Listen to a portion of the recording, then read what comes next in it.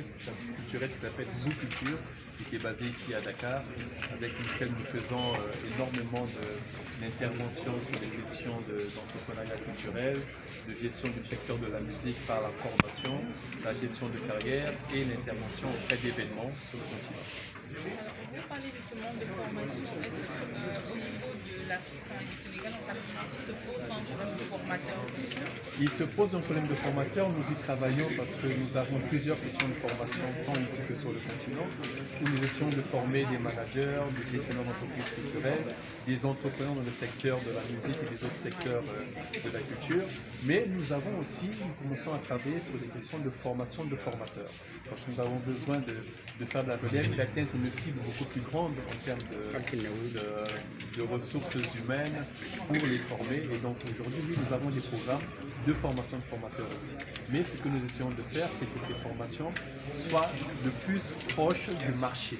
Le marché lui-même, ça ne sert pas de très grosses formations académiques, on en a besoin bien sûr, mais nous devons confronter tous ces jeunes-là au marché réel de la musique, au business de l'Afrique, et vu qu'ils sont déjà naturellement, grâce aux outils, grâce au digital, très proches des méthodologies, donc nous les poussons directement à aller sur le marché du travail, donc c'est vraiment l'approche que nous avons pour les accompagner. En parlant de marché, le marché de la musique en Afrique est entaillé de difficultés, notamment en ce qui concerne les droits d'auteur, les redevances entre autres. Quel est selon vous l'écosystème qui devrait être créé pour favoriser ceci?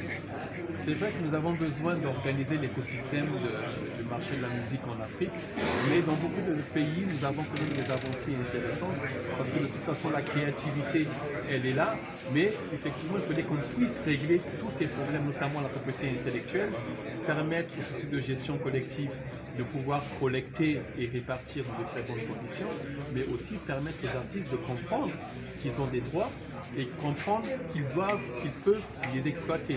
Non plus exploiter la vente, mais exploiter les droits d'auteur, c'est-à-dire qu'il y ait des systèmes et des mécanismes qui soient propices et avec un environnement favorable. Voilà pourquoi nous poussons les gouvernements à travailler sur la formalisation de ces systèmes de gestion collective pour qu'ils aient la capacité de collecter les droits d'auteur des artistes et de leur répartir avec toute la technologie.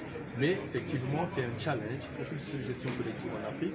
Et à côté de cela, il y a toute cette capacité de gestion, la gestion du digital, comment justement travailler avec le digital, comment faire en sorte que la créativité se transforme en réelle plus-value, en réelle création de richesse pour ces artistes. Une dernière question. Le problème que vous avez mentionné, ce ne sont pas des problèmes qui datent d'aujourd'hui.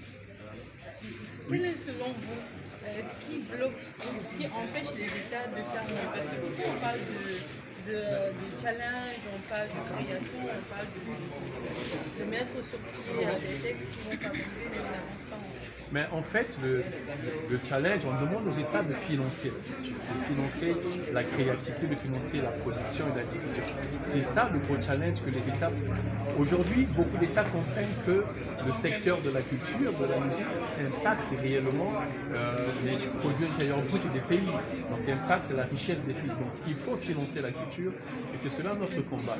Pour former, pour accompagner, il faut des moyens, bien entendu, et il faut considérer le secteur créatif comme un secteur potentiellement important et générateur de richesses, de revenus pour les pays. Donc les États ont une part à jouer pour réellement financer le secteur de la culture. Et c'est ça aussi le challenge que nous avons.